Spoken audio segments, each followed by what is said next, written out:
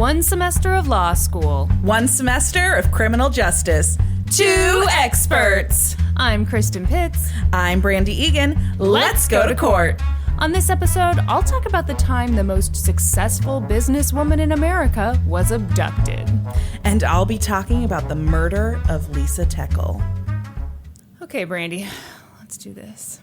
You said that we were too businesslike. Yeah. Last episode. Last episode, it was like, let's stick to the fucking court cases. Let's not venture off at all. Like, we just like wham, bam, thank you, ma'am, that episode. And well, it was Let's Go to Court After Dark. That's correct. Apparently, that's how we do it after dark. So let's shake it out. Let's loosen it up a little bit. Let's get a little fun and crazy. You guys, Brandi is in full shimmy right now. What do you want? You want to talk about your feelings? Like No. No? Oh, you want to get straight to business? I mean, yeah, but like, you know. Have a little fun with it. Looser business. Hold on loosely, Kristen. Don't let go. You're going to go flying on this one, lady, because it's loose and it's local. Oh. Yes. And old-timey. Excellent. I'm kind of on a theme. I was inspired by your kidnapping thing. Yeah. See, this is what happens, folks. Okay. Mm-hmm. If you've never researched for a podcast before, what happens is you just get these like little breadcrumbs along the way, and you have to follow them, and then you're in another case, and you're like, well, how could I possibly not talk about this one? Yeah, that is exactly what happened to me. I was researching for we recorded on Monday, 2 days ago. I was researching Monday night. Yeah. And then we recorded the episode Monday night, so I hope you were researching. Monday late afternoon.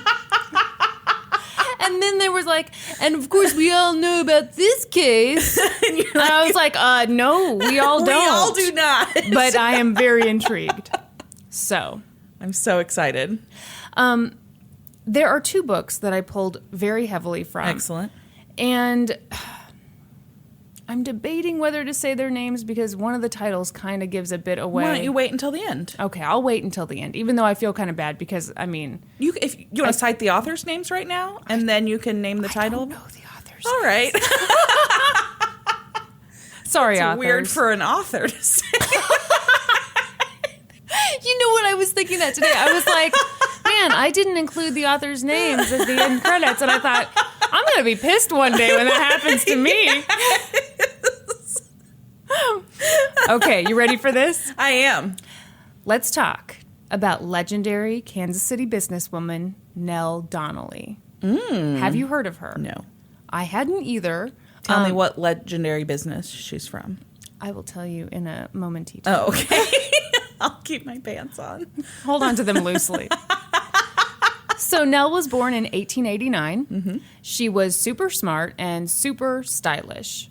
She got married when she was 17, then went to Lindenwood College in St. Charles, Missouri. St. Charles is a suburb of St. Louis?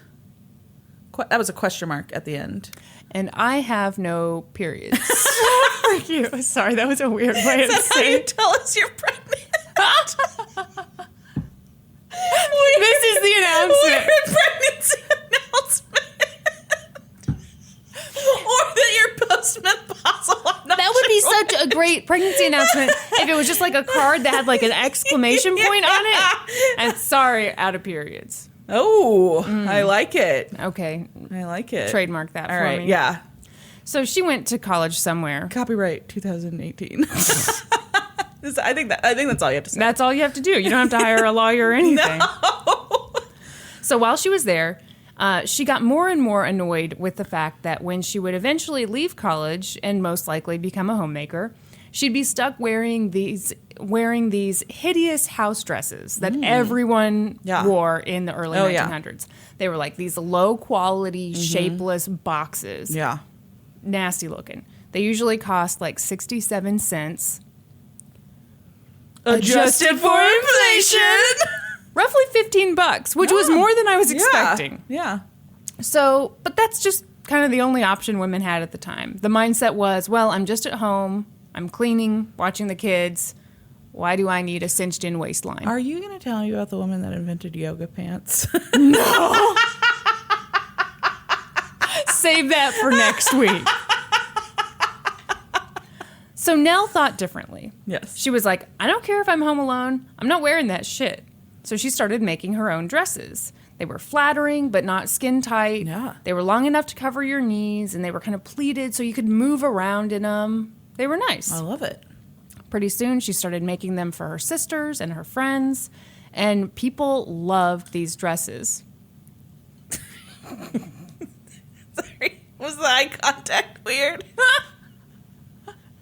You made the weirdest eye contact. I did make the weirdest eye contact ever. As you were opening that Coke, which is already open. It wasn't open all the way. I'm guessing Oh, because you my were trying to do it Lord. politely and not stick your finger in it. Yeah, yeah. Which I appreciate. Even though my fingers are nicely manicured, anyone would be happy to have them swirled around in their Diet Coke. I'm sorry, can we do a tangent real fast? I think we have to because we've dedicated this to being a very loose episode. So I actually have had this question in mind. I was going to ask you at lunch today about it. Okay. But I guess we'll just do it on the Let's podcast. go ahead. Okay. So I've been watching a lot of The Twilight Zone. Love Okay. The Twilight Zone. Just discovered that like 4 seasons of the original episodes are on Netflix. So Gotcha. I've just been like watching them when I have the TV to myself because I'm not a big fan of The Twilight Zone. I've never been a big fan either. So on this episode that I just watched, this guy like crash lands on a planet, and it turns out it's a lot like Earth, and they give him this apartment or whatever. And so he's in there and he's at the bar and he's fixing himself a drink, and he makes whiskey.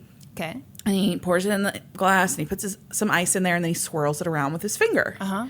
And then he dabs the whiskey that's on his finger behind his ears. Really? And so my question for you is, as a whiskey drinker, what the fuck was he doing? I have no idea. You drink whiskey. I've You're my never- whiskey expert. I feel like that's like, okay, I heard that women back in the day used to like dab vanilla. Yeah. And I feel like that's like, if you are hard up for perfume or cologne, then you'll do that. But even then, I don't know why you'd want to smell like alcohol. I don't either. I feel like people try to mask alcohol. Yeah, typically. All right, well, this has been no help. Thank you for nothing. You know what I'm going to do at lunch today? I'm going to order whiskey and then just You're just gonna douse dab it. myself. And then I'm going to smell great. Wonderful. Okay. Okay, back to the, she's making house dresses now that are form-fitting, flattering, easy to do housework in. She's making them for her friends and her sister, and You got it. Okay. excellent.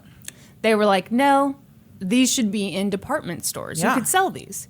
She's like, you guys, I'm a woman and it's 1916. But she decides to give it a try. Mm-hmm. She's living in Kansas City. So she goes to some local stores, and sure enough, no one had anything like what she was selling. There were basically 2 options. You could get super nice, fancy stuff. Yeah. Or the butt ugly, terrible stuff. So she summons her courage, and she goes to, are you ready? Yeah. 1044 Main Street, KC Mo, which was the location of the George B. I mean, can you Peck- slow down? Well, I figure you can look it up, right? Oh, everybody, like, I mean, this is just a couple blocks up from where the Midland is now. yeah. Sorry, everyone who's like in a car right now or on a treadmill. Brandi needs to look it up. It's now a bank. Okay. Mo Bank. Mo Bank. Where you can put your Mo dollars. That's their slogan, I think. Is it really? Oh, God. Did you see my face? I was like, oh, God, they're going to be out of business in no time. So that was the location of the George B. Peck Dry Goods Company, which is a terrible name for a store. Rolls right off the Yeah. top. Oh, my God. And do you know how hard it is to not say Gregory Peck when it's George B. Peck? Yeah. Anyway, oddly enough, they did sell women's clothing. So she talks to someone there, and they're like, yeah, we'll take some of your dresses. In fact, we'll take a bunch of them. So she runs back to her husband, Paul, and she's like, let's do this. Let's start a dressmaking company.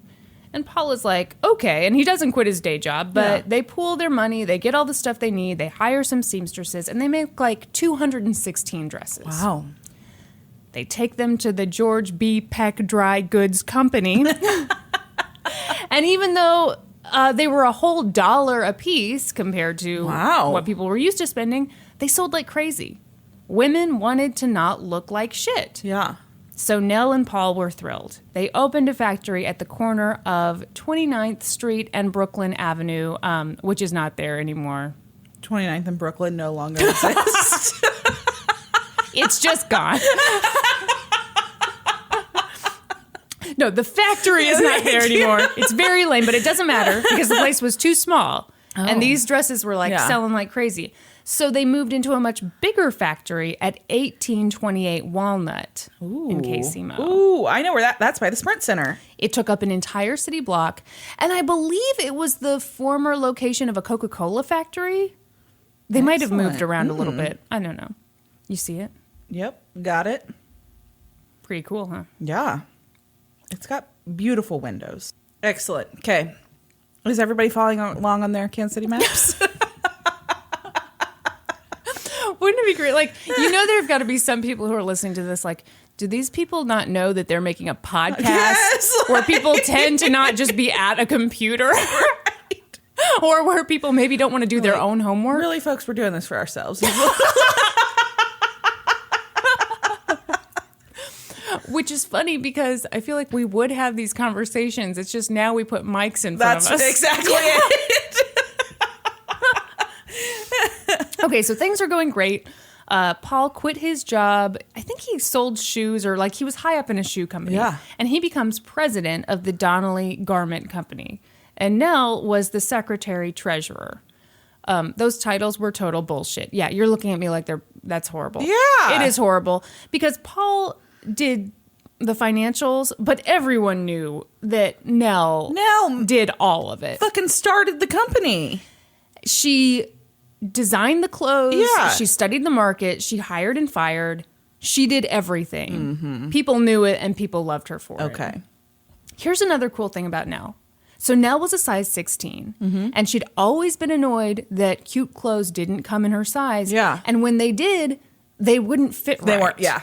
So what she did, based on her own experience, was she had sample sizes made in every single size. And then she'd ask women who were that actual size to come in and try them on. That's amazing. Yes. Yes. I mean, it was huge. Yeah. And it was more expensive to do it that way. But like, she would find women who were the size and like the age of the woman she imagined would want to buy that garment. So her idea was, I want to make these not crazy expensive. Yeah. And since they're house dresses, I know that no one's going to want to pay to get alterations. So these need to fit really well right when the woman buys it. Yeah. Very cool. So these dresses were really high quality, made with a lot of care. But Nell didn't just care about the dresses. She cared about her workers, too. Mm-hmm. Here's the thing. A few years earlier, in 1911, there'd been this horrible fire at a factory in New York. I think I've heard something about that. Yes, it was called the Triangle Shirtwaist Factory Fire. And Nell was very affected by that. In her mind, those 146 people, mostly girls and women, died horrible deaths due to bad working conditions. Yes. If you'd like to know more, please visit episode... Why didn't I look that up? 24? It's the one that has Triangle Shirtwaist Factory Fire in the title. Thank you. I think it's episode 24. Thanks, Brandi. So Nell decided to be different. She paid good wages. Might be episode 25. This is really not important. I'll cut this. So Nell wanted to be radically I think different. actually you'll probably just leave it in there and it'll just be you saying, I'll cut this, and you don't cut it. I do that a lot. So Nell wanted to be totally different from the vast majority of business owners at the time. She paid good wages. She gave her workers a safe working environment. She offered access to medical care. I think she started a pension program for them. That's amazing. She paid for her employees to go to night school. She paid for her employees' children to go to nearby colleges. Crazy. Yeah. Crazy. Unheard of at that time. Oh, yeah. Right? Yeah. Yes. Nell was such a good employer that Later, when a lot of garment makers started to unionize, hers didn't. For the most part, they thought she was more than fair to them, so they didn't really feel the need to. So. Did you skip a paragraph again? No, I just realized I wrote something really stupid in my notes. Here's what I wrote verbatim. Are you ready? Yes. They dresses that women loved. Try and say it simpler than that.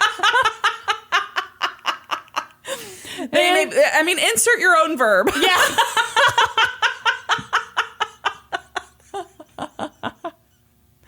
And they treated their employees well, too.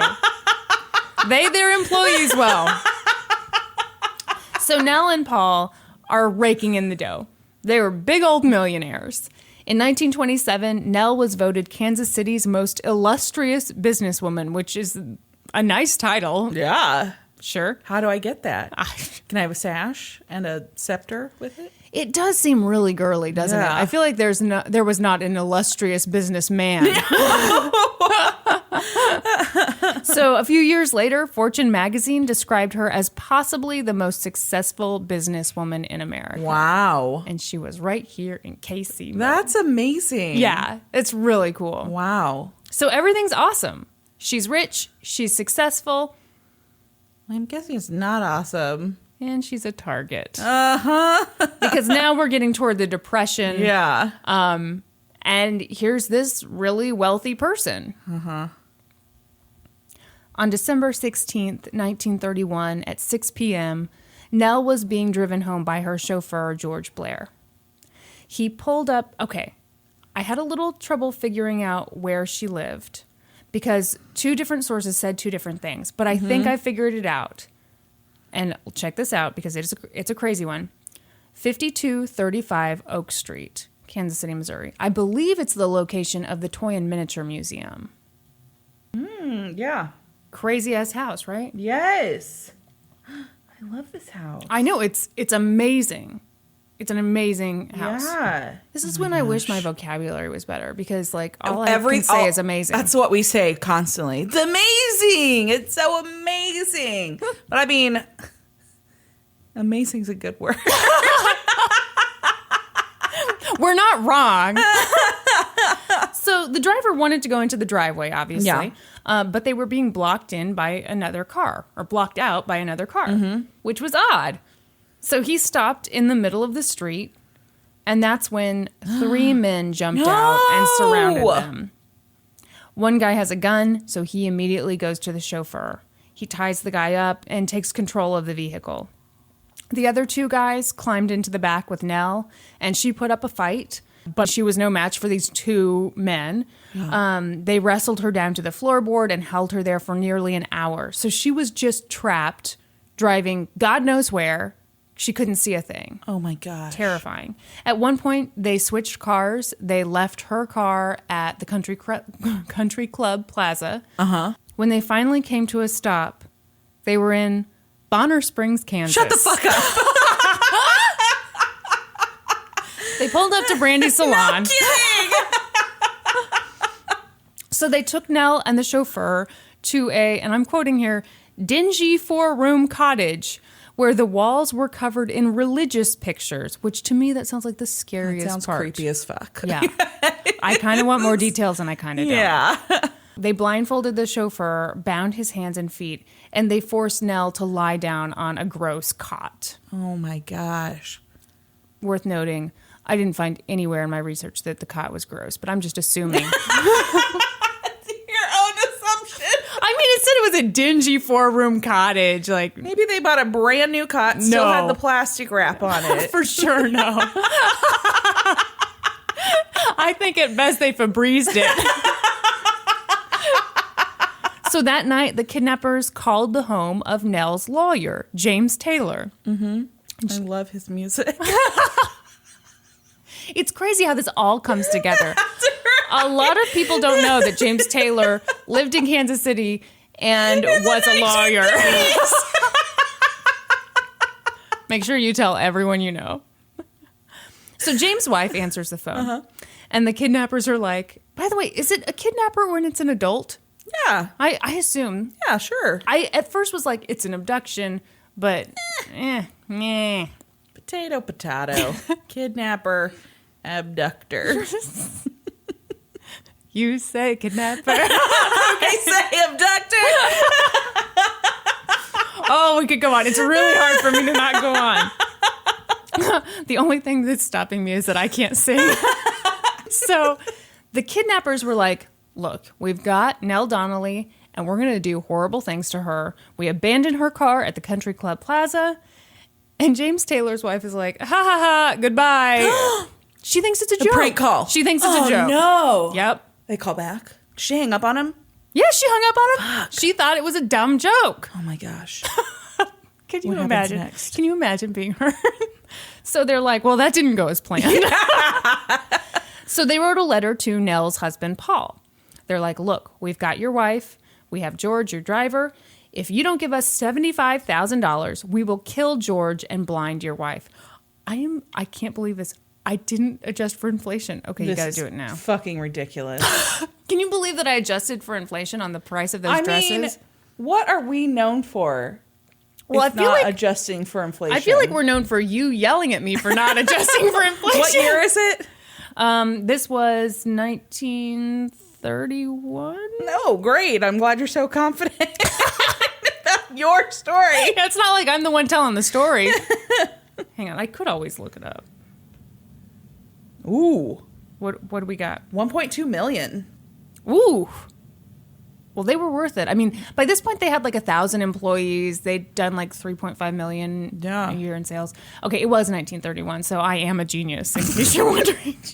I'm a genius because I know one fact about the case that I'm discussing right now. Yeah, what? What? And if you want to know more, you have to admit that I'm a genius.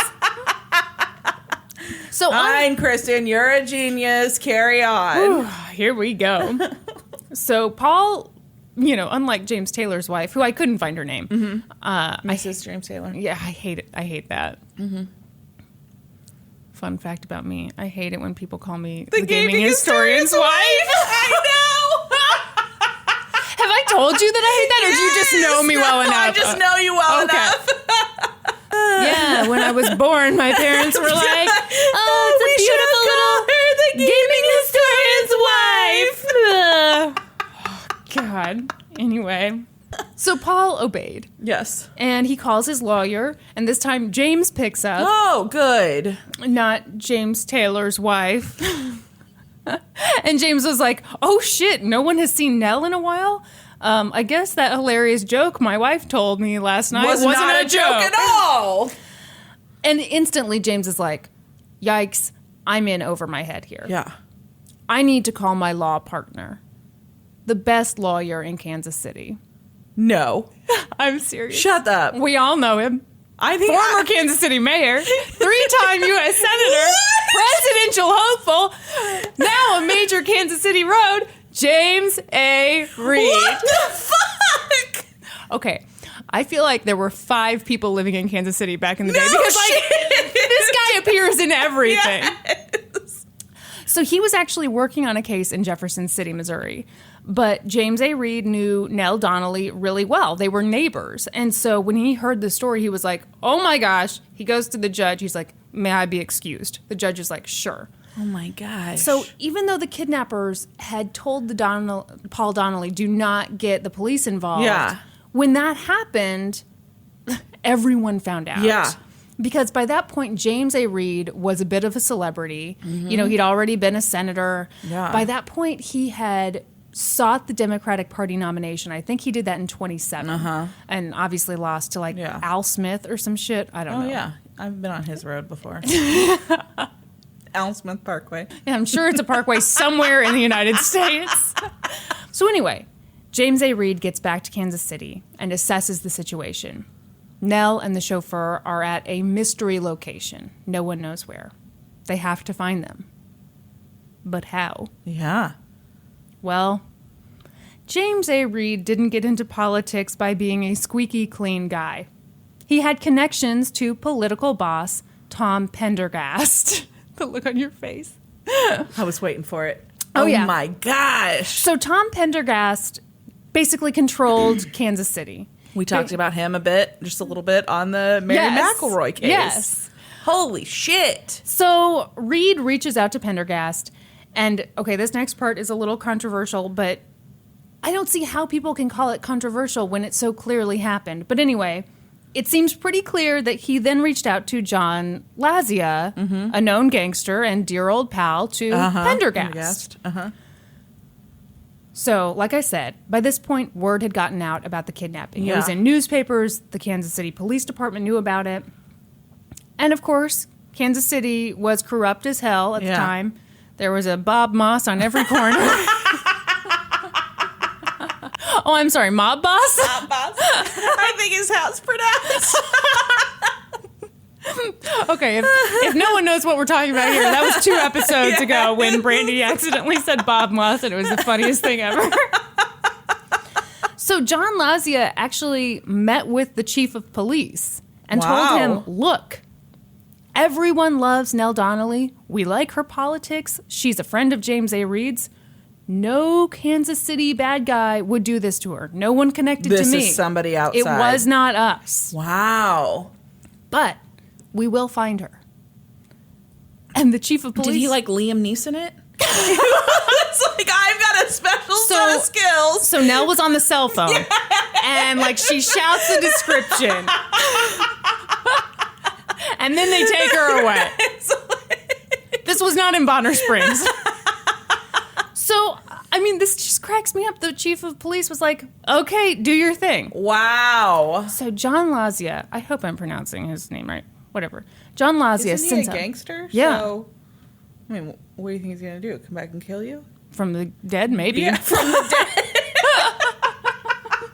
So John sends out 25 carloads of men. Oh my all over gosh. The city. They're armed, they're violent, and with Tommy they're guns? angry. They have Tommy guns? Of course they do, sure. And grenades. And modern machine guns. AK-47. Yeah. And, you know, they just wanted some information. So they go around like, basically what I read was like, they went from shithole to shithole to shithole, scaring the crap out of everybody, trying to get some information. So Nell, meanwhile, is out in Bonner Springs on this shitty cot. Getting her hair done. Getting some highlights with Brandi. She's been there for 30 hours. Brandi's really taking her time. And all of a sudden, these rough dudes burst into the place. And she's like, oh my God. And they're like, no, we're the good guys. Trust us. We're here to take you home. Oh my God. A few different places, bottom line, a few different places had this slightly different versions. Anyway, we're moving forward. Wonderful. By that point, she and the chauffeur had been there for 34 hours. Wow. She's like, okay. So these guys take Nell and George, like they drop them off. They walk to a candy shop that was for some reason open at like 3:30 in the morning. Excellent. The police get an anonymous tip. And they say, hey, you're going to find him at this candy shop. Police show up a little bit later to find Nell and George surrounded by people in the candy shop. Go ahead, girl. Don't you stop. I'll let you lick the lollipop. So Nell was wrapped in a towel, which the kidnappers had given to her when she said she was cold. Get ready. This is like, if there was like a dumbest criminals show back in the day, this would be on it. So police are like, do you mind if we look at that towel? Yeah. So they did. A fucking name was on the towel. So dumb. It was the name of the person who owned the cabin in Bonner Springs. Oh my gosh. So they track that guy down, and he's like, yeah, that's my towel. I'm renting that place to Paul Sheed.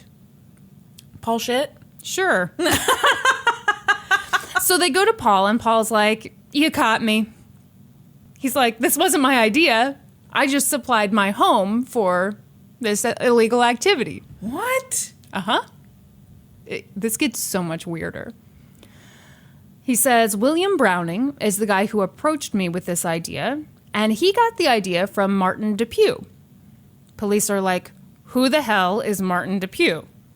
So they start looking into him. Apparently, he helped construct the Nelson Atkins Art Museum. What? He just like did concrete or something like that. And get this, his wife Ethel worked as a nurse, and she'd recently treated Paul Donnelly, Nell's husband. Oh my gosh. Pretty soon, the story unravels. The plan all along had been to kidnap Paul, not Nell. But Paul was sick that day and didn't leave the house at all. Oh my gosh. And they didn't want to like go through the trouble of breaking into this mansion. So instead, they just grabbed her and the chauffeur. What? Uh-huh. Oh my gosh. So police tracked down Ethel Depew to her sister's home in Pennsylvania. Apparently, her gem of a husband had left her there with $2 when she refused to cross the border into Canada. Oh my gosh. Sorry, Mark. So they brought her back to Kansas City and charged her with 2 counts of kidnapping. And they did the same thing with William Browning, Paul Sheet, and another guy who, for some reason, I did not include in my notes here, but I'll get to him later. Ethel's husband, nowhere to be found. Wow. Mm-hmm. But the Kansas City court was like, that's fine. We don't need everyone to be here to get this train in motion. Here we go. So in February of 1932, Paul Sheed went to trial. Prosecuting attorney James Page, who we remember from last week's episode, he was ready. In his opening statement, he told the jury that Paul Sheed deserved the death penalty. Wow. Right? Little intense. Yeah. He's kind of swinging for the fences, but that's what he wanted. Mm-hmm. His first witness was Nell Donnelly. Uh-huh. But her testimony wasn't super damning for Paul. She said that Paul was not one of the men who guarded her, and that she actually hadn't seen him until she went back to the farm with police, kind of after the whole thing was over. When the defense took over, there were a ton of character witnesses. I was going to say, but because he claims he just gave them a place to do the illegal thing. Yeah, he didn't. He wasn't actually involved. Right. Okay. So that's what he's claiming. So there were a bunch of character witnesses who came forward and they were like, no, Paul's a good guy. Then Paul took the stand. He's like, yeah, look, okay. I agreed to let other people use my house to do something bad. But I thought we were just going to kidnap some oil man who was in on the whole thing. And the oil man just wanted to get money from his wife, who had a bunch of the family money in her name. So we'd keep him in my house and no big deal. Explain. What? Uh-huh. What are your thoughts? Well, okay, so my first thought is, does he just have the facts wrong and this really was set up by Nell's husband? No, I'm not saying you're right. I'm sorry, you looked so excited. I couldn't do that.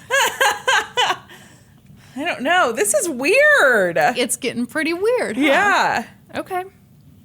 Because Nell's husband's name is Paul. So you think they had a bond? And Yeah. yeah. It was like the Paul Club. They met at their Wednesday meeting. Uh-huh. In Bonner Springs. They sat on a gross cot.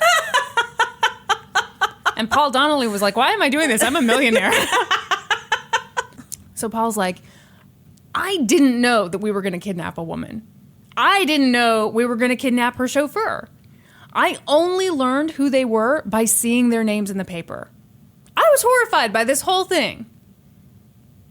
In fact, 3 times I told those bad guys to let them go. But they told me to shut up or they'd kill me. Mm-hmm. Then Paul's lawyers did something really interesting. They were like, look, I hate to tell you guys this, but Bonner Springs is in Kansas. Yeah. And here we are in Missouri. And you know what? Kidnapping is not a federal crime. Right. So what are we even doing here? Yeah. Fun fact, this trial took place 7 months before the Lindbergh Law went into effect, which made it a federal crime. So they're like, we're under the wire. So Paul's lawyers actually moved to dismiss the case. Wow. They're like, you haven't proven that he conspired to kidnap Nell Donnelly. Yeah. And if he did commit any crimes, They were in did Kansas. not happen in Missouri. Yeah. But the judge was like, bullshit. So the judge says, like, Paul knew for at least 24 hours that Nell was in his home. You know, maybe this wasn't his plan, but he knew about it for quite some time. He knew that a crime was committed. He knew she was taken in Missouri. He was definitely a party to a crime committed in Missouri. Take your Kansas bullshit out of here. He basically said, like, if I allowed this case to be dismissed, then I'd basically be giving a blueprint to kidnappers. Yeah.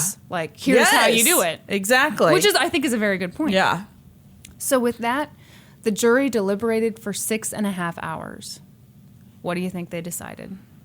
Not guilty. They deadlocked. Really? It was a mistrial. Yeah. So Paul went to court again. But you may be wondering, whatever happened to Ethel's douchebag husband, Martin? Yeah. Turns out he was not in Canada. Police captured him in South Africa. What? How the fuck did he get to South Africa? It's 1931. Okay, so the first thing I read, just like let that fact like lie out there. Didn't give any context, didn't explain anything. I was like, holy hell, no. Okay, so turns out he went to New York. He got a job on board a merchant ship, and it went to South Africa. It went to Johannesburg. And he got off the ship, and I don't know how they found him, but they did, and they brought him back to Kansas City. The fact that he got to South Africa, and then the fact that they found him in South Africa is fucking nuts. Yeah. Holy shit. Because not that long ago in history, fucking Cassie Chadwick was going one town over and starting a whole new life. Yes. I mean, this is crazy. That is nuts. And holy shit. So Martin is back in KC. By the way, can you imagine the look on his face when he got tracked down in Johannesburg? He's like, where did I have to go? Yes. Oh my gosh. So Martin's back in Kansas City, and they're like, you're going to get the death penalty. And he's like, okay, hey, whoa. I'm just going to plead guilty. No need for a trial for me. Yeah. William Browning was like, I'll have what he's having. Yeah. So William gets 25 years, and Martin gets life in prison because while they had him there, first of all, I think they were pissed that they had to track him down. Right. And also, they found out that he had married Ethel without divorcing his first wife. So, like, he... Shady. Yeah. It all caught up to him. All kinds of shenanigans. So the thing about Martin and William is that now they were able to testify at Paul's second trial. Martin is like, you guys, Paul definitely knew we were kidnapping a woman. But William is like, you guys, Paul was unpleasantly surprised to learn that we were kidnapping a woman. What? Who do you believe? I don't know. Who do you believe? I mean, knowing not so much about William, I guess I'd side with William. Yeah. But surely they were both kind of shitheads, right? I mean, they kidnapped people. Someone. Yeah. So I'd say they probably fall in the shithead category, yes. So the jury deliberated for 2 hours. What do you think they decided? I don't know.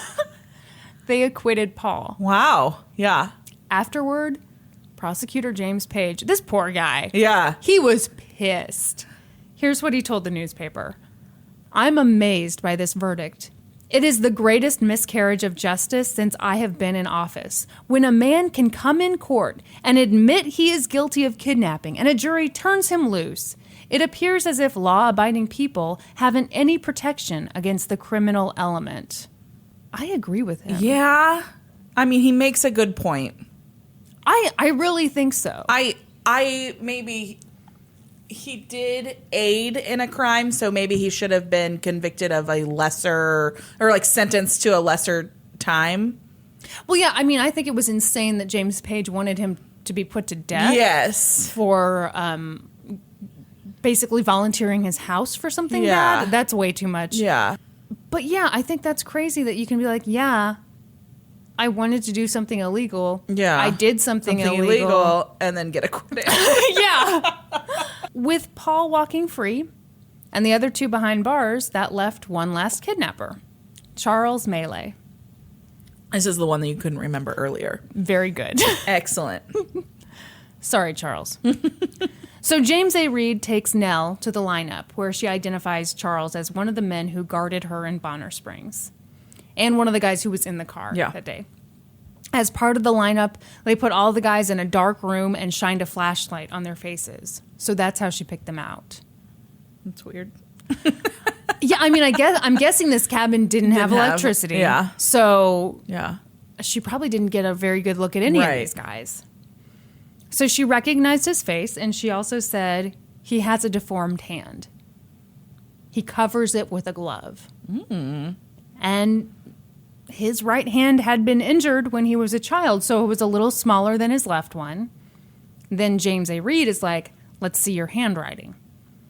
And sure enough, his handwriting is similar to one of the notes that was written by the kidnappers. They make the guy with the deformed hand write the kidnapping note? Kind of interesting, huh? Yeah. But I mean, you could assume that, he wrote with his other hand, right? I don't know. I wasn't there, Kristen. I'm sorry, that was the grossest laugh ever. Add that to the many things I'll be cutting out of this episode. So Charles's trial took place in 1932. And by this point, James Page is like, I am so sick of losing. Yeah. Hey, James A. Reed, will you please join me as a special prosecutor? The whole time, Charles was like, I'm not guilty. And in court, he shared his alibi. He couldn't have been helping with the kidnapping because he was engaged in other, I'm sure, illegal activities. He was working at the Workman's Hotel in Kansas City, which I didn't bother Googling. What the fuck? Could you look it up now? Workman's Hotel. All one word. Well, no, you know hotels.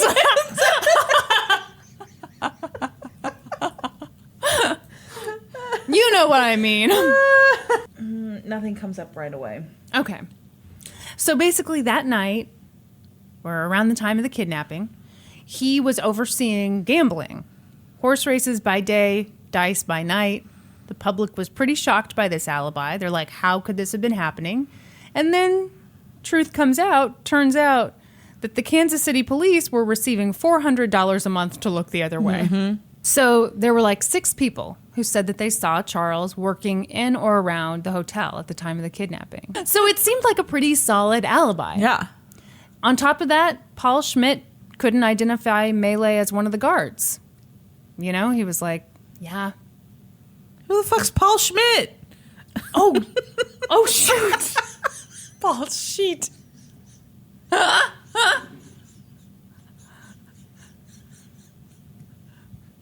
Can you tell I was really tired when I wrote this script?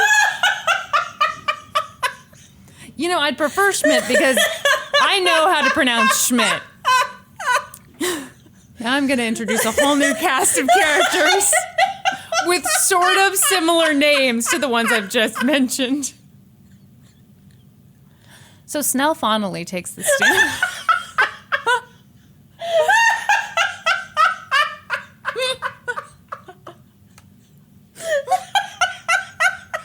So Charles has... Are you okay? I'm fine. Is this my Bob Moss moment?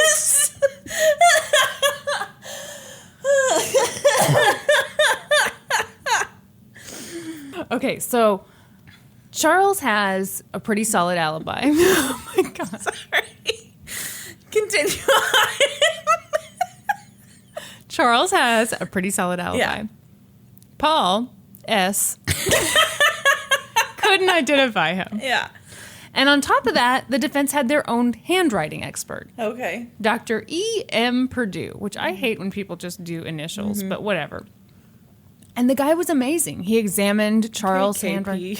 A large part of your life you went by an initial nickname. But I mean, like, in a court document that they're not going to give the person's, right? Excuse me, I prefer gaming historian's wife. It's a lot catchier than Kristen. So he examined Charles's handwriting and compared it to that of the kidnappers. And he's like, yeah, these aren't the same. I mean, he spent like 15 minutes on the stand, just looking it over, told the jury, these aren't the same. Yeah. Then the time comes to cross-examine Perdue. And Reed is like, stand down, Paige. I've got this. I've got this. Let the real men step forward. So he gets up and he starts asking Perdue about his credentials. And Perdue is like, well, I went to the Hahnemann Homeopathic Medical School. I practiced all kinds of stuff. Physical therapy, osteotherapy. Oh, by the way, I'm also a lawyer. Blah, blah, blah. So Reed is like, all right, cool. Are you a member of the Jackson County Medical Society? And Perdue says, I object. What? You know how to do that? So your reaction is the same as the judge's. The judge is like, you're a witness. Yeah. You can't object. Can't object. You may be a lawyer, but you're not acting as one right now. And in response, Perdue says, I have committed no felony. The attorney has no right to ask me that question. If I admitted to being a member of the Jackson County Medical Society, I would be guilty of a felony. Here's what happened next. What? Uh-huh. Reed. When did you study comparative handwriting? Perdue. I didn't study comparative handwriting. I studied all of those things under the microscope. Reed. What was the lowest magnification of the microscope you're using? Perdue. 30 times magnification. Reed. Don't you know that you can't observe handwriting magnified 30 times under a microscope? So Perdue just gives him like that weird smile where you know you're caught, but you don't have anything to say. And the jury started laughing. Oh my gosh. Because it was just like, okay, you're totally caught. Yeah, you're caught know you're full being of shit. stupid. Yeah. Afterward, Reed called up witnesses who were like, yeah, don't listen to that Perdue guy. He's a total idiot. Closing arguments got really ugly. The defense said that the kidnapping had all been a publicity stunt. What? So one of the sources I saw implied that it was maybe a publicity stunt for Donnelly Garments. Yeah.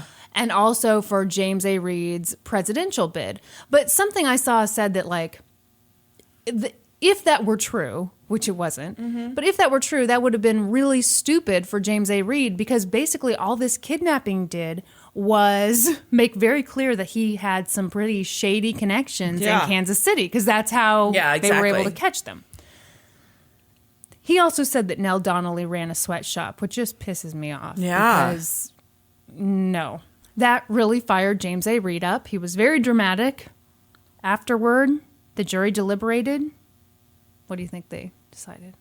Guilty. Yeah. Yeah. Charles Melee was sentenced to 35 years. He maintained his innocence, though. He said that the only reason he was going to prison was because Nell Donnelly was so well connected. What do you think? I think he's probably actually guilty. I don't think so. You don't? No, I really don't. Really? I 100% don't. Huh. I think eyewitness stuff Yeah. is a little sketchy, and especially if she only saw him with a flashlight on That's his face. true. And then if they were just tying him to it based on handwriting and they totally destroyed that expert in quotes, because clearly he was not a handwriting expert. And they had their own handwriting experts who said, oh, yes, it is the same. I also am kind of weird about handwriting analysis stuff. I am too. I don't think it's been widely disproven as a legitimate source of evidence.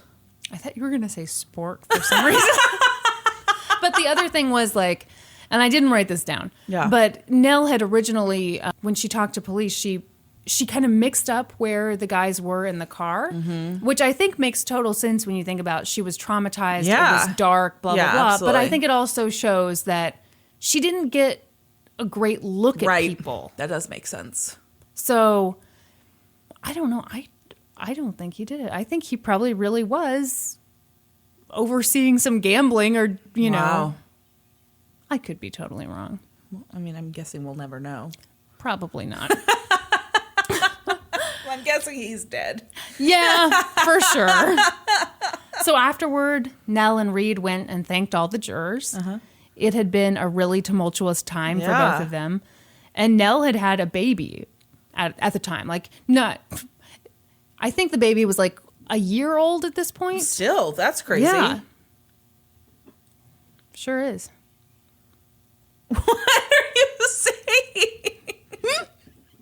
So here's the thing. She was married to Paul. Uh-huh. The baby wasn't Paul's.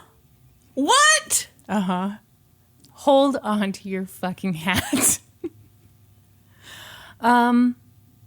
So for years, late at night, James A. Reed, who was also married, would tell his wife... What? She was having an affair with James A. Reed? Yeah. Yeah, dude. Holy shit. So he would tell his wife, I'm going to smoke my cigar now, and I don't want the smoke to bother you, so I'm going to smoke it outside. Then he would walk down next door to the Donnellys, and he and Nell would... Bang. So here's the thing. Over time, Paul had grown very resentful of Nell's success. Uh-huh. You know, he had that title as president, but everyone knew he wasn't the brains of the operation at all. He was constantly drinking. Maybe they called him Nell Donnelly's husband. Paul, I feel you. So he was constantly drinking. He was out late at night. At one point, Nell came home to find him in bed with another woman, and the other woman was wearing her pajamas. Wait, like her pajamas that she sold in stores? Or No, like literally Nell's pajamas. I feel like if it had been the other way, she'd be like, at least I made money off her.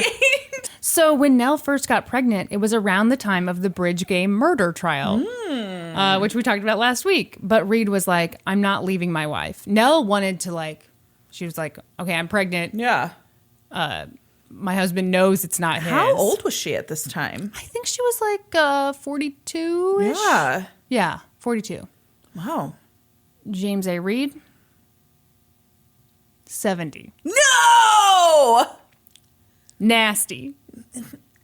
I don't know. I don't find it that nasty, but I know you don't. I know you're I'm into older men. My husband's 7 days older than me. Watch out, Zach. Brandy's going to find a guy who's 50 years older than her. If all of a sudden she starts saying she wants to go out for an early bird special, you know something's wrong. Like I said, when Nell first got pregnant, she was like, I want to divorce my husband. You should divorce your wife. And Reed was like, I'm not leaving my wife. We've been married for like 40 years. And I think she was actually in her 80s. Mm-hmm. So she was a bit of a kook. But anyway, the other thing he told Nell was, plus you're Irish. I don't want to be married to an Irish woman. Wow. I know. More like James A. Douche. Am I right? But, okay, this is a weird transition. But in 1932, James A. Reed's wife, I think her name was Lura? Mrs. James A. Reed? No. I think it was Lura. Laura? Anyway. Lura died. Oh, boy. Sorry. I did. You don't think maybe her name was Laura and you just... No, I noticed the weird spelling. I noticed the weird spelling in this book. All right. We could call her Laura. It probably was Laura. Anyway, a few weeks later, after Laura died, Nell said, Paul, I want a divorce. I'll buy you out of the company. Here's $1 million. Wow. Did he take it? Yeah. Awesome. The following year, Nell and Reed hosted a dinner party. They invited about 20 of their friends. And they got married? At the dinner party? I guess the surprise wedding was not a surprise to you. So Paul Donnelly almost immediately got remarried. He married a woman about half his age. I have no judgment because Brandi says I shouldn't. Immediately, he spent all of his money. he got in the buyout and committed suicide in 1934. Wow. You know how I was so eager to find, like, pictures of the Reed house? Yeah. Then I realized that we have this book in the house. It's called Kansas City, A Place in Time. The second edition. We do not own the first edition. But anyway, the James A. Reed residence is 5236 Cherry Street. It is crazy gorgeous. Here, take a look. Oh my gosh. It's beautiful. Yeah. Wow. I enjoy it very much. You approve? I'll take it. So Nell retired. This part I did not write down. But Nell retired from the Donnelly Garment Company sometime in the 50s. The company eventually went bankrupt, I believe, in 78. She died in 1991. She was 102. Wow. And that's the story of the Nell Donnelly Kidnapping? dressmaking and kidnapping / abduction. Here we are. Are you ready for some murder? Yes. It's not really a lighthearted case. Oh, great. Well, I'm glad we're starting out laughing. I'm sorry. I am basically going to retell you an episode of Dateline that I watched. I love. Which is like my favorite thing. Yes. So, was it Keith Morrison? it wasn't. Lester Holt. Well, Lester Holt hosted it, but he didn't. Oh, he didn't do the interview. do the right. interview. Okay, you don't have to give me that look. You clearly don't watch that much Dateline if you think Lester Holt's doing the interviews. Wow. You know, I really don't anymore. It's ever since we got rid of cable. I'm not as up on it.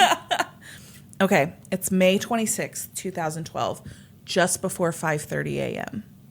We're in Agency, Iowa, which is a small town of just under 650 people in the southeastern part of the state. Pretty big city.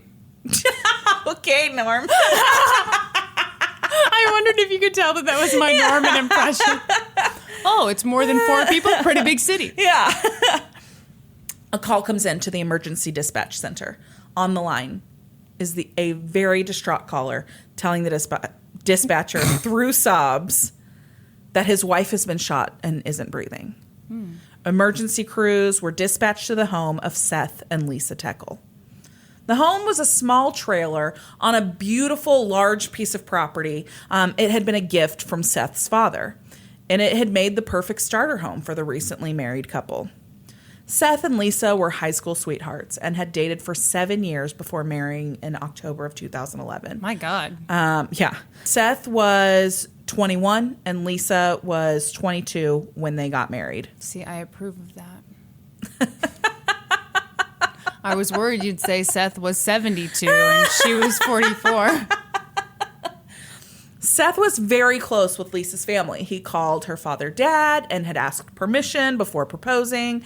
And Lisa's younger sister, Presley, had an especially close bond with Seth. She described him as her best friend.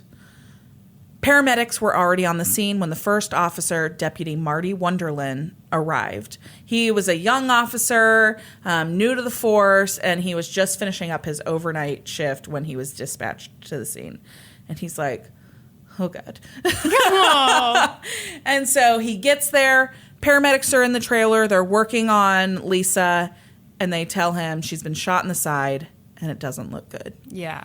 So he walks out of the trailer. Wait, she was alive at this point? Yeah, okay. Yeah, I don't think so. Yeah. He walks out of the trailer and he gets on his radio and he tells dispatch to call 58 and get him to the scene.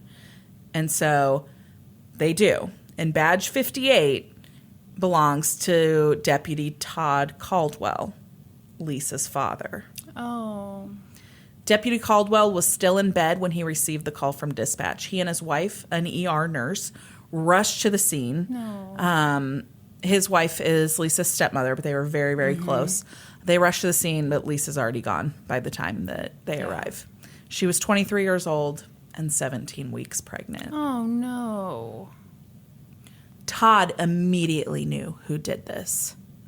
It was the neighbor. The Techels had been having problems with this crazy neighbor over the fence.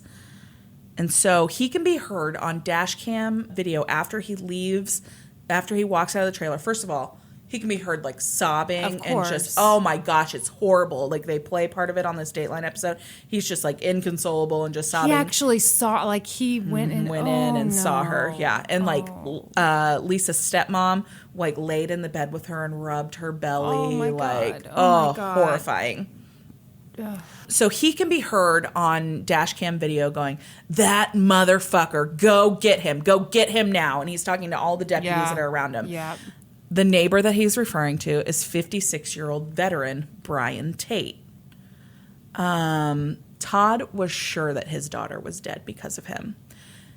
They had this feud that was going on between the neighbors, and it all started over this deer carcass.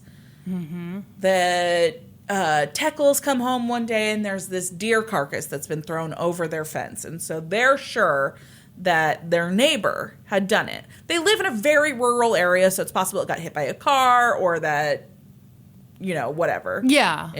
I don't know, it was running along and just dropped dead. I don't really know how fucking deer work.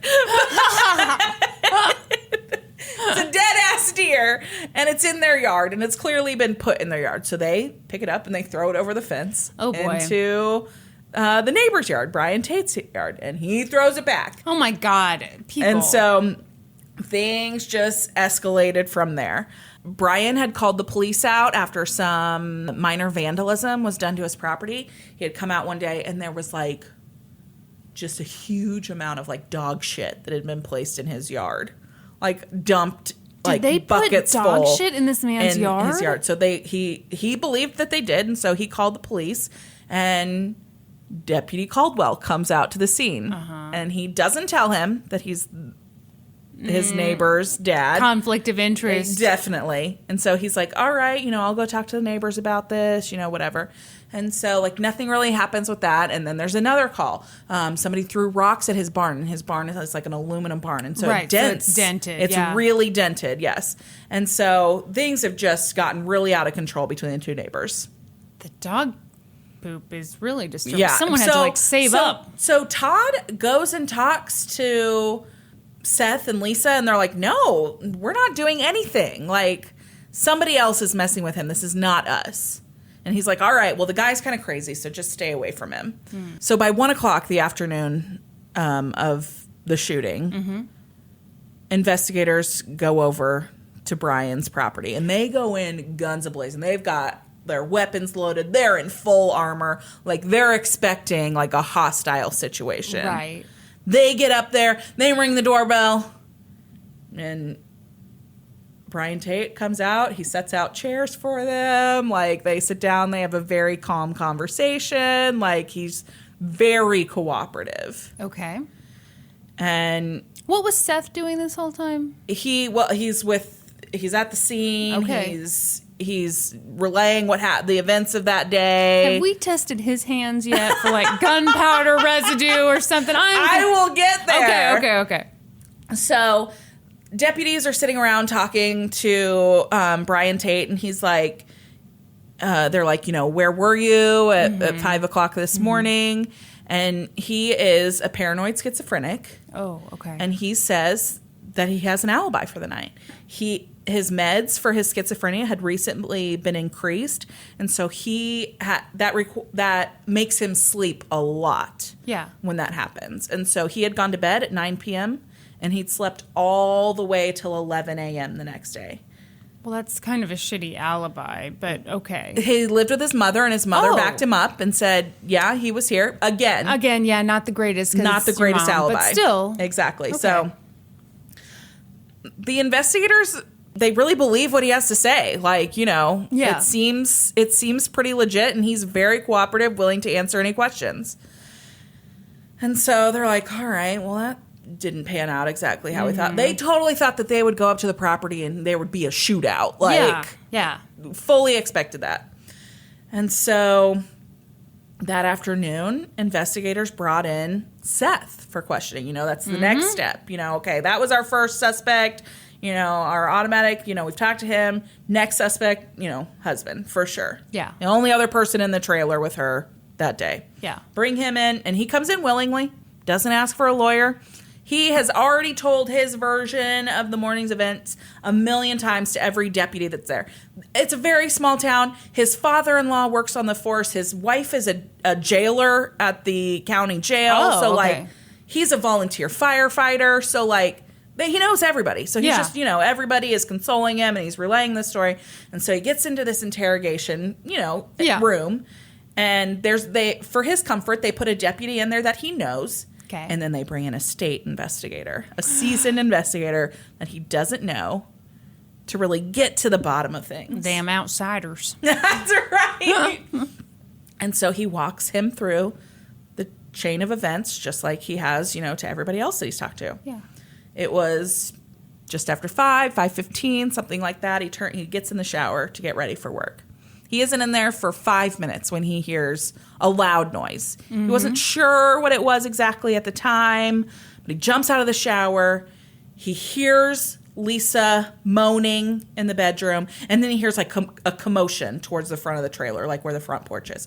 And so he grabs a handgun off the nightstand and runs after whoever he thinks this is. Right. Okay. And he said he had every intention of shooting whoever was in his house. He was sure there was someone in his house and he was going to shoot him. Runs all the way outside, goes out, checks the property. He doesn't see anything. There's no one. Runs back inside, goes to Lisa. There's blood everywhere. She is very badly injured. That's when he calls 911.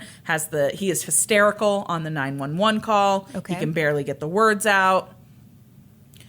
And so he breaks down at this point during the interview. And he's like, oh, why couldn't I save her? I just wanted to save her. I should have been able to save her. And so, the investigators are like, all right, so, who would do this? Yeah. Well, I mean, who comes to mind as a suspect? Yeah. And so he goes into the story about the neighbor, this Brian Tate. He talks about all the vandalism and all of that. And the investigator's like, were you vandalizing his property? And he's like, no, it wasn't us. I don't know who it was. It wasn't us. And he's like, okay, all right. And so then the next step in the questioning is, okay, what guns do you have in the house? You said you had a handgun. What else do you have in the house? And so he writes out an inventory of guns for them, gives that to the investigator. Great, whatever. And then things turn to a bit of a sensitive line of questioning. Investigator asks if Seth is having any kind of extramarital affairs or if Lisa was. Sure. And he's like, no. He's like, I obviously have a lot of experience with law enforcement. I understand that this is a question you have to ask and that I am suspect number one here, and I'll answer whatever questions you have so that you can clear me and move on to the real suspect. I am loving this. And he's like, I've got nothing to hide. Yeah. This was nothing but a happy marriage, and we are so excited to become parents, and blah, blah, blah, blah, blah, blah, blah, blah. Okay. In the meantime, back at the trailer, one of Seth's friends has come to the property because Seth and Lisa were watching his puppy.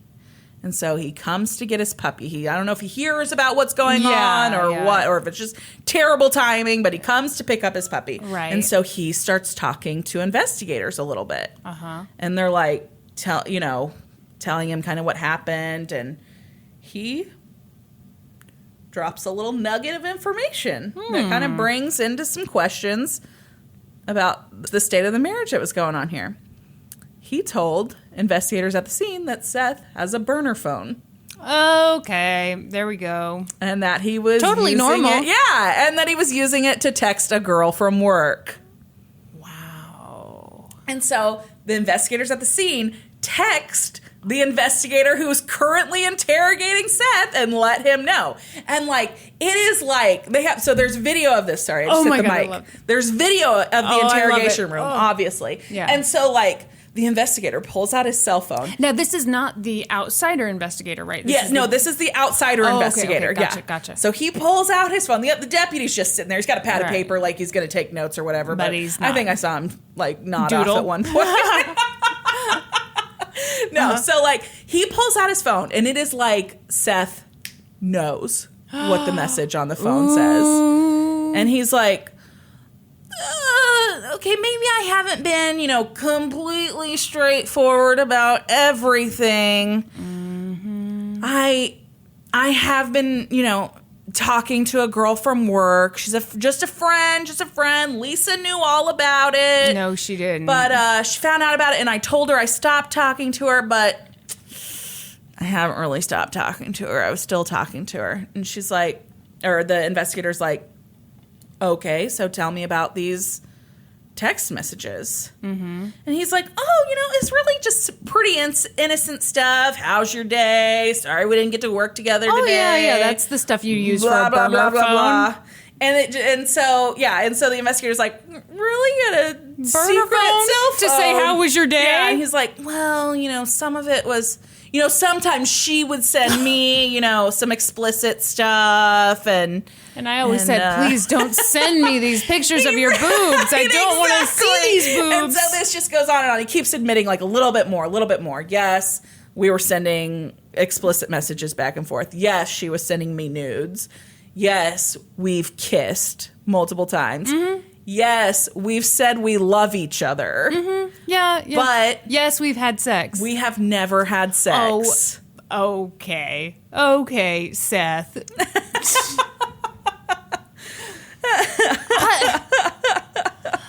What I don't get. All right. Yep. It is so stupid to lie about stuff that can be verified. Exactly. Yeah. But basically, my message is lie about things that you can't get caught doing. So he knows he's been caught a little bit, but he doesn't really know to the extent yet. And then the investigator's like, yeah, your buddy Colton is over at the trailer and he's telling us some stuff. And then he's like, so I may have told Rachel that Rachel's this girl that he's talking to from work. Okay. I may have told Rachel that Lisa and I were getting a divorce. Mm-hmm. But we weren't really. Mm-hmm. I may have told her that. He's like, oh, you may have told her that? It's so hard to remember whether you've told your side chick whether you're getting a divorce. Yeah, and he says that he only told her that because he really liked the attention and he just wanted her to string her along. And she was like, hey, you know what? I would really like to be with you. I think we have a lot in common, but I'm not interested in breaking up any families. So as long as you're married, we're just friends. And so, which... What? Yeah, this is what he says Rachel told him. Before or after she was sending the nudes and stuff? She's sending after she sent these nudes. Yeah. So she's sent nudes to him. Okay, so they're doing their thing, and then he's like, I'm getting a divorce. Yes. He's telling her this whole time that they're splitting up. They're getting a divorce. Okay. And then she's finally like, hey, you keep saying you're getting a divorce, but if you're not really, like, I'm out. Okay. And so he's like, no, really, we're getting divorced. Uh-huh. And so at this point, like 4 hours have gone by in this interrogation. Oh, my God. And the investigator lays it out. He says, we know that you killed your wife. We know you did it because you wanted to be with Rachel. Yep. And Seth's like, what? Me? I can't kill my wife. I could never kill my wife. If I wanted to be with Rachel, I'd just get a divorce. And then he's pissed. Okay. And he gets up and he's like, you know what? This interrogation is over. I'm out of here.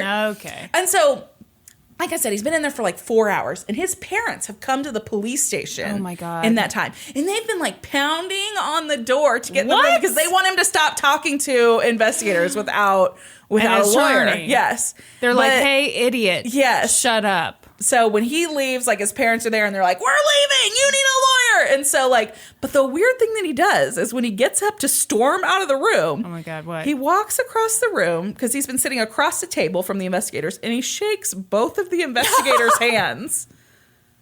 How weird is that?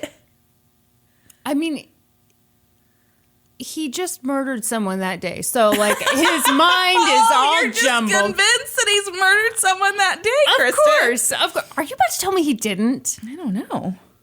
For sure he did. Brandi. So, Kristen is sure. Wait, how long was this episode of Dateline? Was this like an hour, or did they do the 2-hour special? It was a 2-hour special. Shit, there's got to be another twist then. Am I wrong? This is why you piss me off with your cases. Because you get me to call people super douches, and then I feel bad about it later when it turns out that they were like dead, you know. I was about to say dead the whole time. That's not. Okay, so anyway. Kristen is sure that Seth has killed his wife. Lisa's stepmother and sister were sure that he had not. They were like, not our Seth. Not our family member. Todd, Lisa's father, wasn't so sure anymore. I'm with you, Todd. The fact that Seth abruptly ended the interview and lawyered up really rubbed him the wrong way. So at the end of the first day of the investigation, investigators took stock of what they knew. They had a grieving husband, a possible mistress, a crazy neighbor with an alibi. Though, and they hadn't been able to locate the murder weapon. Okay. The inability to locate the murder weapon was a big concern, obviously. Yeah. They knew that Lisa had been shot with a 12-gauge shotgun. But there was no 12-gauge shotgun on the list of guns that Seth had given them, the inventory from the home. Well, obviously he wouldn't put the murder weapon on the list. Oh, by the way, go search for this.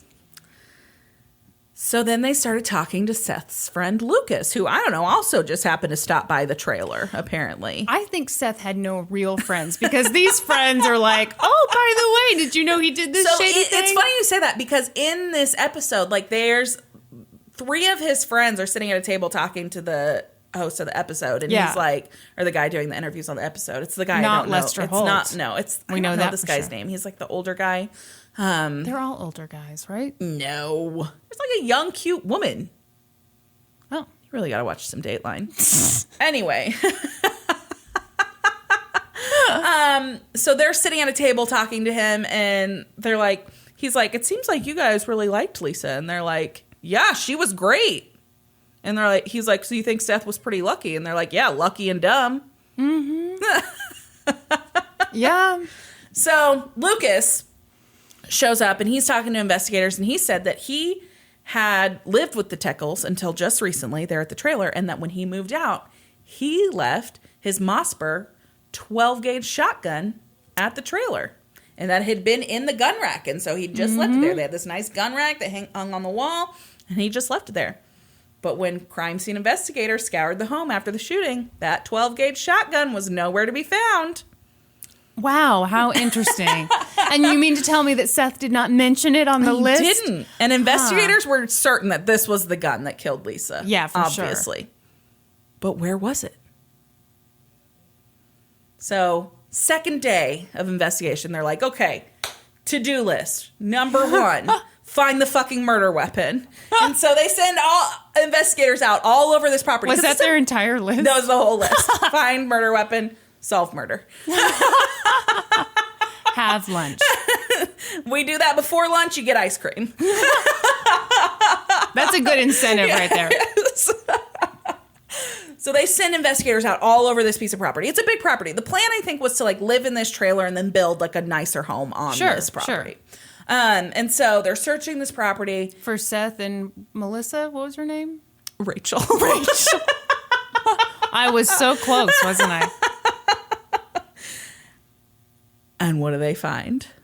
A 12-gauge shotgun? A Mossberg 12-gauge shotgun, 20 yards from the door of the trailer. Come on, and Seth. hidden in an area of like high grass. Seth. They do ballistics tests. Do you want to guess what those ballistic tests say? They said, Seth did it.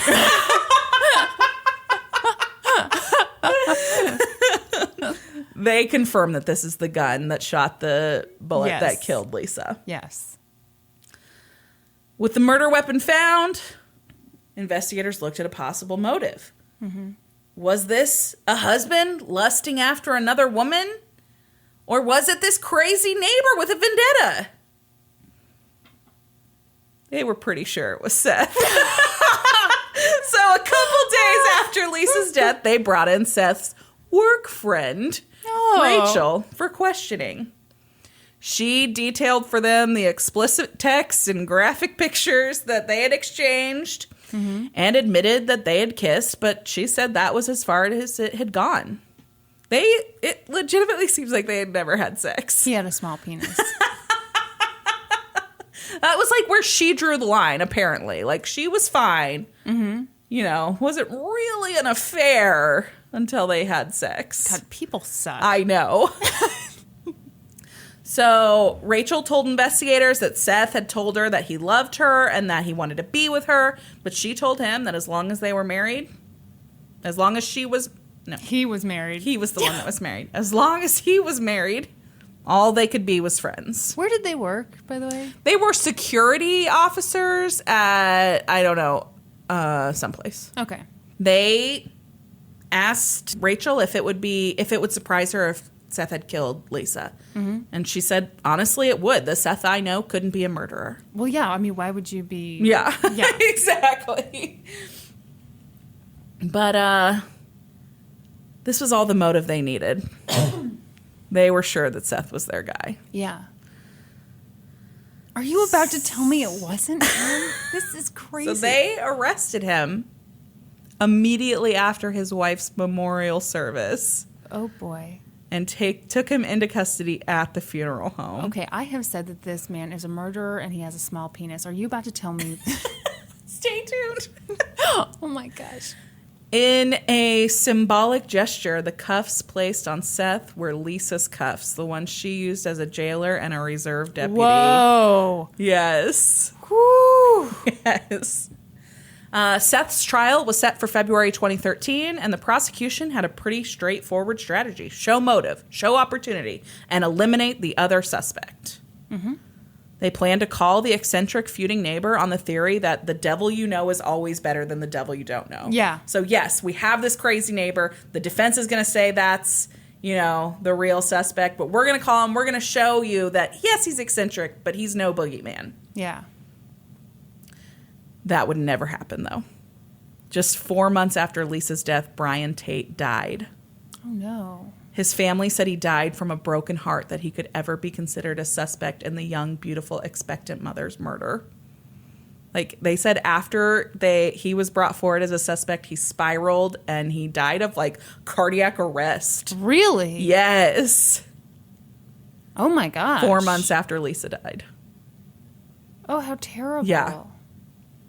It was a huge blow to the prosecution and a big help for the defense. When you've got this eccentric, crazy neighbor who now you can paint him however you want. They've got video of him being weird. Well, and mentally ill, not crazy, right? Yes. But the defense was going to paint him as this, completely horrible guy, out of control, horrible Yes. person. Yes.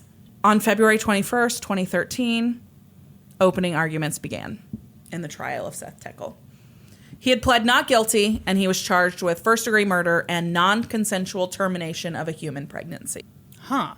What do you think of that charge? I don't know. I didn't know that was a thing. Non-consensual termination of a human pregnancy. Okay. The defense played Seth's call to 911 in their opening statement. Did it sound fake? It doesn't, actually. Okay. They said that it was proof that he was a distraught, grieving husband. You be the judge of whether that sounds like someone who has just done a cold and calculated plan, which doesn't make it easy. Or a man who is in shock and panic. Okay. I just think that's poor grammar. Steve Gardner, who was Techel's defense attorney. Their theory was that Lisa was the victim of a random shooting. No, come on. The prosecution, however, said that Seth killed his wife to cover up the affair he was having with his coworker. When you listen to all the evidence in this case and see all the exhibits, there will be only one conclusion you can make, and that is that the defendant who committed these terrible, horrific crimes against his wife did it for the oldest reason in the book, love and lust, said prosecutor Andrew Prosser. Fine print. The defense was relying heavily on the fact that no physical evidence ever linked Seth to the murder. This would be a huge hurdle for the prosecution to try and overcome. But they believed that they could overcome it with the powerful evidence that the shotgun had come from inside the house and was found on the property. No murderer or random shooter, as the defense wanted jurors to believe, would come to the house without a murder weapon. Yeah. One of the first witnesses the prosecution called was one of Seth's friends to show a side of Seth that many didn't know, the deceptive and manipulative side. Mm-hmm. He testified that all of the vandalism Brian Tate had complained about, the dog crap, the rocks being thrown at his barn, they had all been done by Seth's friends at Seth's request. Yep. He had them fill 5-gallon buckets full of dog shit and dump them in this guy's yard. This poor man who's suffering from paranoid schizophrenia. Yes. They're messing with him like that. Terrible. Prosecutors were quick to point out to the jury that Seth had denied any involvement in the vandalism, both to Lisa's father and to the investigators who interrogate him after Lisa's murder. In both instances, he was like, no, this wasn't me. Yeah. The prosecution's star witness was Seth's friend from work, Rachel, and she testified that her friendship with Seth escalated to a sexual level in December of 2011. Just 2 months after he and Lisa got married. No. 2 fucking months. No. Terrible. She testified that he constantly asked her to send him nude pictures, and he told her he loved her and repeatedly told her he was going to leave his wife. Mm-hmm. Rachel also testified that on May 20th, she and Seth met up at a park and sat on a bench talking and kissing and taking selfies. During the tryst, though, Rachel mentioned that she was tired of waiting for him to leave his wife and that she was interested in another guy from work. Okay. Seth, go ahead. Girl needs to, get on Tinder, Yeah. broaden her horizons. Yes. Seth told her that I lost my place and that he wanted to be with her. Wow, he said both those things. Yes. They had so much in common. He had tried to make it work with Lisa, but it just wasn't happening. Yeah, tried real hard if he gave the marriage 2 whole months. Yeah. He asked Rachel just to give him 2 more weeks. What the fuck? 6 days later, Lisa was murdered in her own bed. Oh, shit. Okay, now hold on. And Rachel told the police when they asked her, do you think that he could murder someone? She was like, no, I don't think so. Oh, I guess it was just a coincidence when he said everything would be magically resolved in 2 weeks. Come on, Rachel. The defense countered, though, that the affair motive was missing a major element. What? Sex. Rachel and Seth had never had sex. People can still do terrible things. The defense said Seth was being accused of murdering his wife for an affair that he hoped someday would happen. They said a few kisses does not an affair make. I disagree. I think he was totally having an affair. I don't think it matters that he didn't actually have sex. I think anyone who says that, let's go have their spouse go off and send a bunch of nudes and make out. Be like, are you mad? Oh, you shouldn't be because that's not an affair. Yes. The defense also countered the prosecution's position that Brian Tate, the neighbor, was a harmless eccentric. They painted him as a mentally ill man with a dangerous vendetta against the Techels. They theorized that Tate had entered the Techel home that day through an unsecured side door and shot Lisa for revenge. The key evidence in this theory? A peanut butter and jelly sandwich was found in a baggie on the back deck. They argued that it had to have been dropped by the killer that morning because with the nature of their rural property, had it been left there overnight, critters would have eaten it. Was there any DNA on this thing? Anything? No, but I think his breath smelled like peanut butter. No, the defense called this their most compelling piece of evidence, and I think it's not. It's really shitty evidence. After 2.5 weeks of testimony, the jury began deliberations on March 11th, 2013. They deliberated and deliberated and deliberated. For 45 minutes? 3 days went by. What? No. Whoa, 3 days went by. The longer the jury stayed out, the more worried the prosecution got. I'm worried. Then things in the jury room completely broke down. The jury had reached a stalemate. No. One holdout juror began banging on the jury room door with both hands and yelling out, "I want out of here! I want out of here!" Oh, what? The other jurors broke down in tears and realized that they were up against a wall and nothing else could be done. The judge declared a mistrial. Oh my God. Prosecutors immediately decided to try Seth again. Mm-hmm. The jury vote had been 10-2 for conviction. Of course it had. Yeah. Lisa's family was heartbroken at the idea of having to sit through another trial, but they wanted justice for Lisa. Yes. Seth's second trial was set for October of 2013. Due to the previous mistrial, the second trial was given a change of venue and was tried in a neighboring county. The new courtroom had a strange layout that resulted in Lisa's family sitting directly behind her husband, the man accused of killing her and her unborn child. God. Someone that they had loved as their own, but now felt as if they had never known. So for a while, Lisa's stepmom and sister had said, "Oh no, he couldn't possibly." They're do it." But totally, they've they changed. totally Okay. believe it's him now. Yes, yes. Seth's second trial was a carbon copy of the first. Same lawyer, same judge, same witnesses. Same PBJ. Rachel, again, had to read her sexually explicit texts in God. the court, and some of her explicit pictures were shown to the jury. Why? So I Oh, would my. just like this to be a lesson. Think twice about those texts you're sending, ladies and gentlemen. Think about how you would feel if you were forced to read those in front of a courtroom and then have that recorded and broadcast on Dateline. If nothing else, just make sure you really like those That's pictures of right. yourself. Make sure you're proud enough. Yes. Oh my God. One small change the defense made with the knowledge that the previous jury had nearly convicted their client was that they painted the eccentric neighbor as an even bigger boogeyman. Mm-hmm. They had his psychiatrist testify about his paranoid schizophrenic diagnosis and how quickly he could become volatile and agitated. Oh. After 3 weeks of testimony, a second jury had Seth's fate in their hands. Then, like a horrible moment of deja vu, the judge received a note from the jury foreman. No. The jury could not reach a verdict. You're kidding me.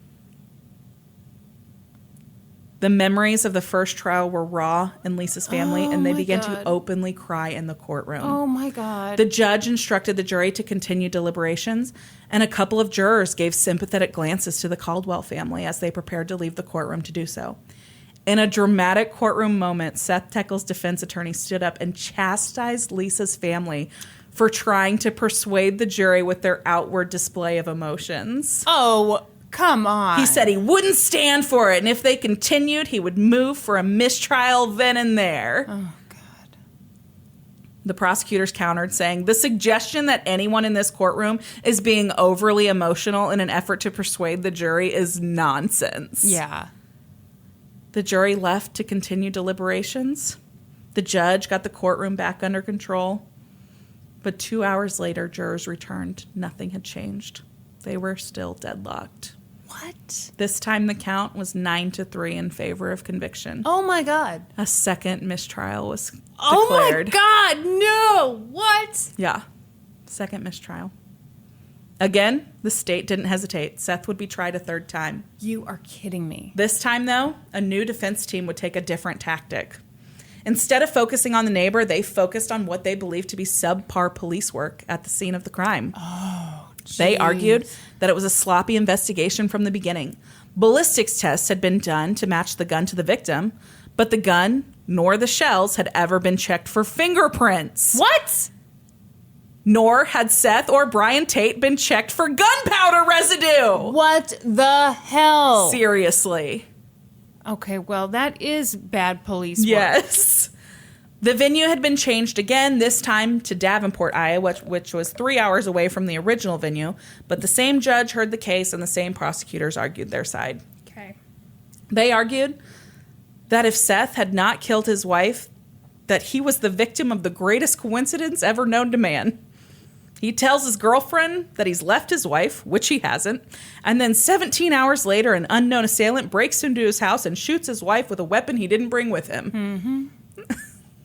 To drive home their theory that Seth had chosen murder over divorce, the prosecution called a coworker friend of Seth's. He said he'd had a heart-to-heart with Seth and told him he either needed to end it with Rachel or file for divorce from Lisa. The coworker testified that Seth had responded to that saying, "What, are you going to pay my child support?" Oh. And then he'd said, God. "It would be better if she was in a car wreck and died." Oh my God. This is the most frustrating story you have ever told.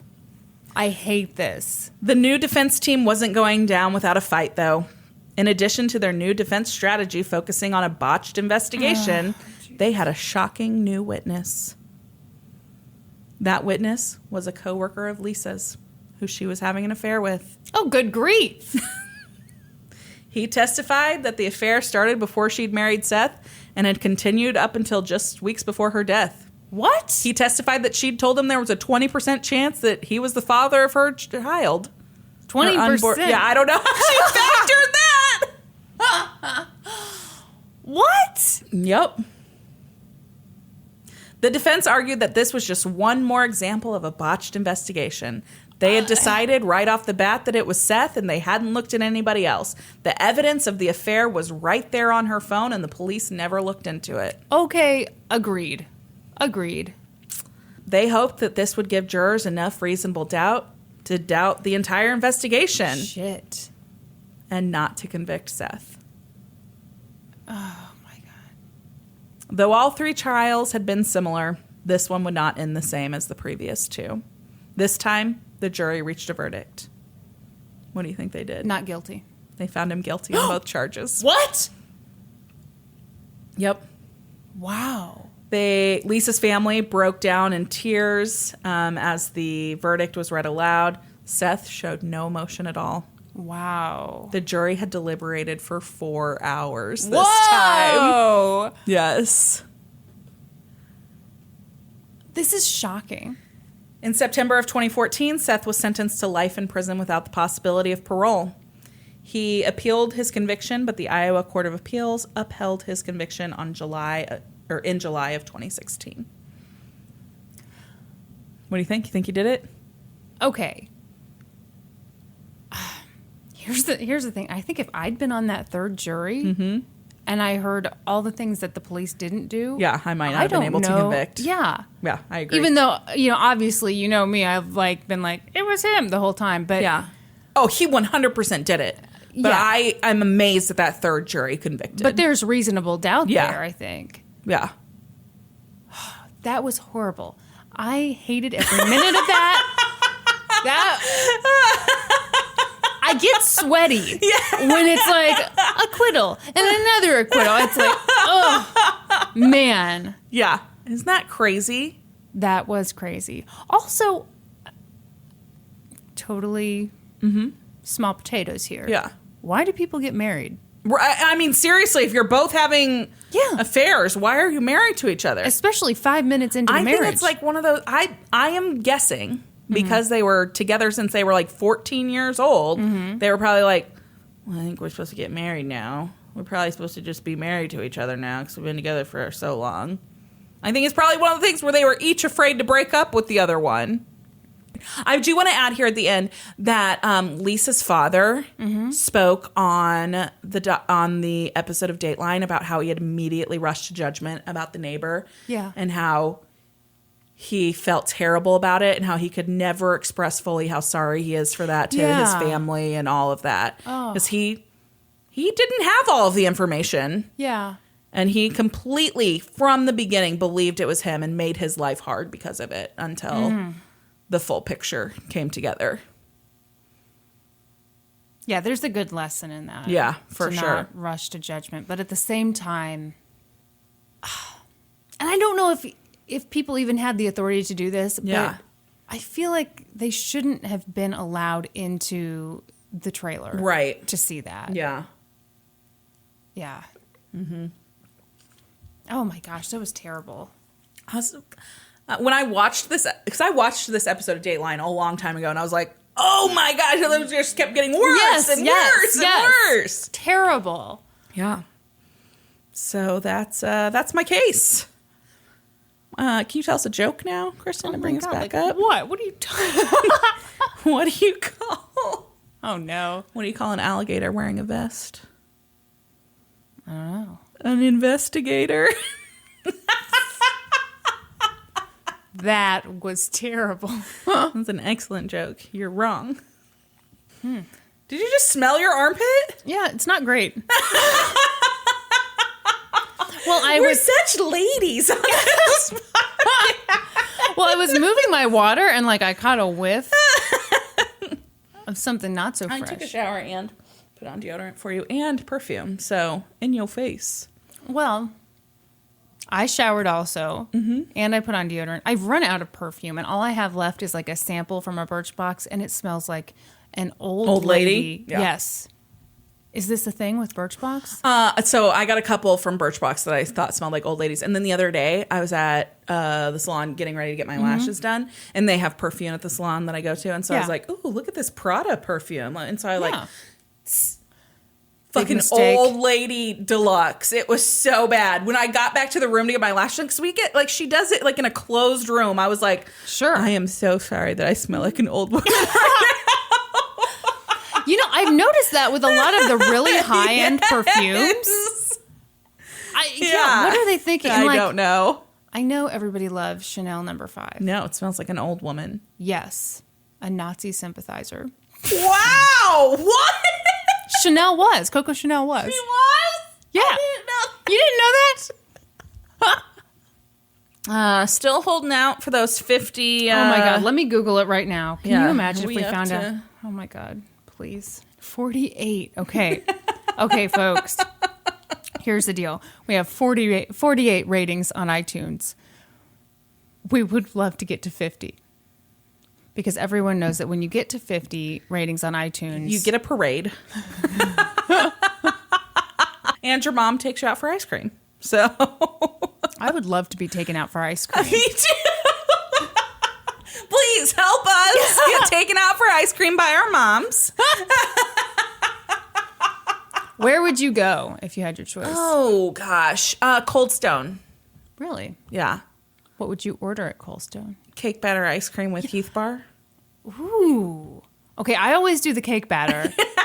I have never thought to add Heath bar. It's delicious. Okay. That's my favorite ice cream. I couldn't even tell you the last time I had it. I mean, it's been years. And it's your favorite? Yeah. I think Zach doesn't like it. I don't know. Oh, okay. He owes me, all the time. He's like, yeah, I'll take you there sometime. He owes me 3 trips to Cold Stone. Fine. So, okay, yes, head on over to iTunes. Leave us a rating. Leave us a review there, please. We just want to be super cool and be your favorite podcast. Is that too much to ask? And find us on social media. We're on Facebook, Instagram, Twitter. And, join us next week. When we'll be experts on 2 whole new topics. Podcast adjourned. And now for a note about our process. I read a bunch of stuff, then regurgitate it all back up in my very limited vocabulary.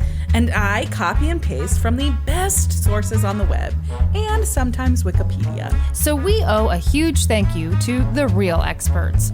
For this episode, I got my info from the book, here we go folks, James A. Reed, Legendary Lawyer, Marplot in the United States Senate, and the book, Called to Courage, 4 Women in Missouri History, and the book, The Devil's Tickets, A Vengeful Wife, A Fatal Hand, and A New American Age, and kchistory.org. Hey, by the way, academic folks, you don't always have to make a crazy long title, but I love your books. I got my info from the Dateline episode Before Dawn, and then a couple of articles from WhoTV, which is a local Iowa NBC affiliate, and the Associated Press. For a full list of our sources, visit lgtcpodcast.com. Any errors are, of course, ours, but please don't take our word for it. Go read those insanely longly titled books. Longly titled? They're really good books. They just have very long titles.